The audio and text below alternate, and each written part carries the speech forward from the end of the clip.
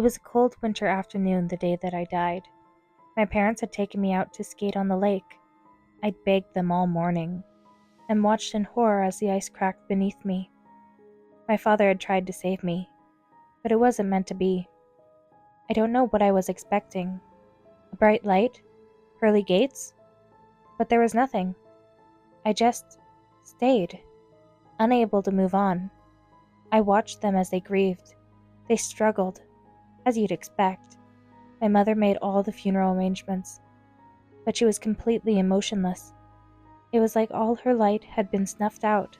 All of her family tried to offer condolences, but they slid right off of her, with no reaction except the expected words. My father was worse. He became disconsolate. He barely left the house, except on days when I'd see him sitting at the lake, staring out at the place where I'd fallen through, and he'd been unable to save me. He shouldn't have blamed himself. I didn't, but he did anyway. I never blamed him, or Mom. It wasn't their fault. I just wished they weren't so alone. As you'd expect, with a wife who shut down emotionally, and a husband who couldn't stop hating himself, their marriage began to suffer. Friends and family tried to help, but there was nothing they could say.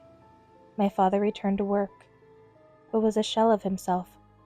My mother went through the motions, but began sleeping every night in my room.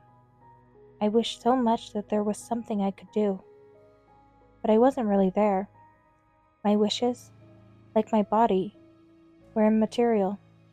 They kept drifting further and further apart, living two separate lives in the same house. They tried therapy, but they either couldn't talk or said hateful things that made it worse. I think they both knew they were headed towards divorce. Then, the anniversary of my death came. Mom was sitting in her room, silent, when she went into the bedroom, threw her arms around my father, and burst into tears. Surprised, he held her and cried, too. It was like all the pain of the past year came out in one burst. After that, they slowly began healing their relationship. She moved back into the bedroom, and they began spending time together, going out on date nights and reconnecting. Soon, they were pregnant with another child.